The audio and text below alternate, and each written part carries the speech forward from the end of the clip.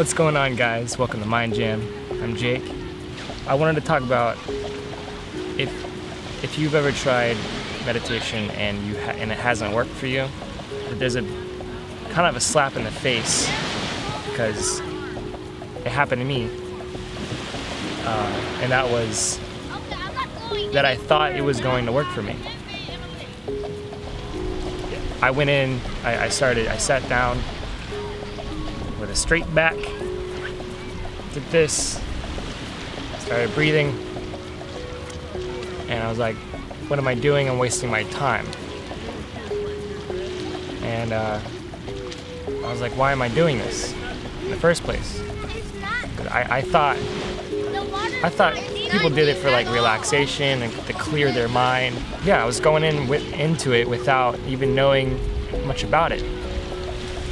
The more I learn about it, the more I'm thinking, the more I don't know about life itself. And it's kind of fun in a sense, and funny and weird, but I just can't stop learning about it. If meditation's never worked for you, if you ever tried it, it's because you think it's gonna do something. You think it's gonna clear your mind. You think it's gonna relax you, which it may, but you cannot go into it expecting a result. It's the action of non-action.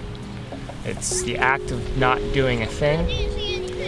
And people are like, that doesn't make sense. You're still doing something because you're sitting down. And it's kind of like a pursuit of paradox. And the reason why I do it now is because there is science to it. It does actually physically change your brain. Physically. It actually grows the size of your hippocampus, which is responsible for your memory. You can tune into sounds. You can tune into really loud sounds and not even be annoyed by them, because you can auditorily meditate as well. I can stare at one image for an extended amount of time without blurring my eyes, because once you blur your eyes, you start thinking. You're pretty much tuning into what is happening now. You're tuning in your focus into something that's happening now. And you're always breathing in. Your lungs are always with you, I hope. And all you have to do is let breathing happen. But you're just tuning your focus into breathing. Why am I doing this? Why do this at all? Why does it not work for you? Because you think that you can clear your mind. No one can clear their mind. That doesn't make sense. I've tried it. Just like these waves,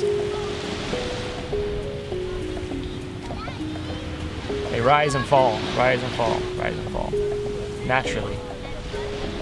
And our thoughts do the same thing, same exact thing. They rise, they fall, they rise, they fall. So the whole purpose for me for meditation is to fight my ego not wanting to meditate. My ego doesn't want to meditate because this isn't that comfortable. This is, my back is you have to sit up straight. If you want to really tune in and fight that ego, Otherwise, you'd be laying down, you'd be sleeping, you'd be slouching. The ego wants to be comfortable. And if you fight it just slightly with the intention of not doing, you're actually creating a new choice pattern in your brain. That's how habits are formed. If you decide to sip a cup of tea like this, your arm eventually remembers the muscle memory of sipping a cup of tea. And the same thing happens when we meditate. We we sit up, we focus on breathing, our brain records that decision and creates a new neural pathway. Yeah, and so why I do it often is because the stronger that neural pathway becomes, like a bicep curl, and your bicep becomes stronger, the neural pathway becomes stronger, you're able to lift more during the day. You're able to not let your ego decide things for you that often.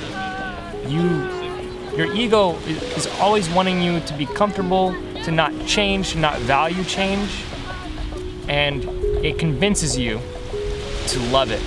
You're eating shitty food, but you love it and it's good for you, and you get comfortable, and that's the curse of the ego.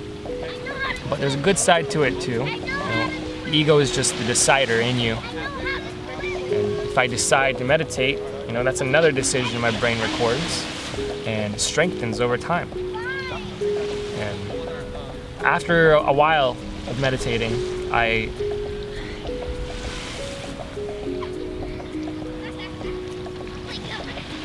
don't want to tell you what exactly happened for me, because I don't want you to expect anything. But in general, it does create more clarity. It creates more clarity, more so than you could imagine. It's like you're looking through a lens your whole life, and you believe those lenses are your reality. You accept everything that's happening to you is your reality.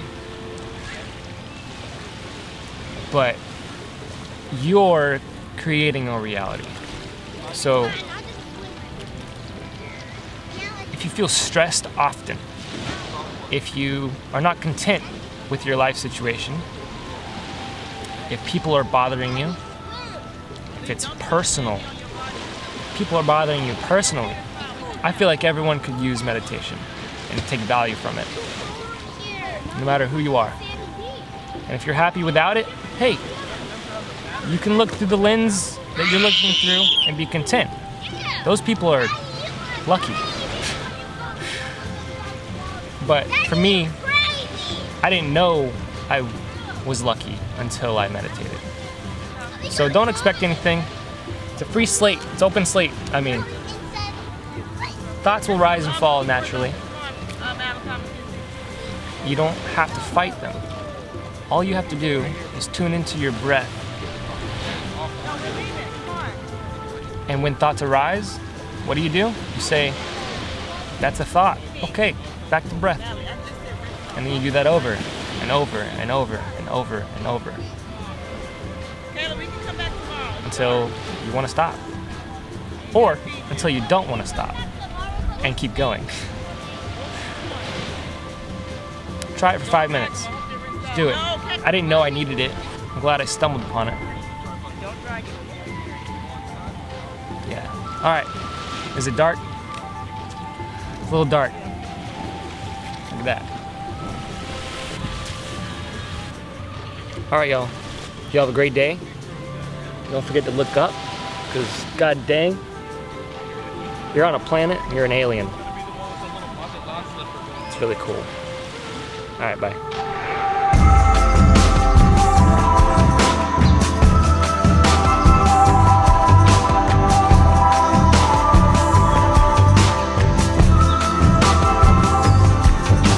Thank you guys so much for watching.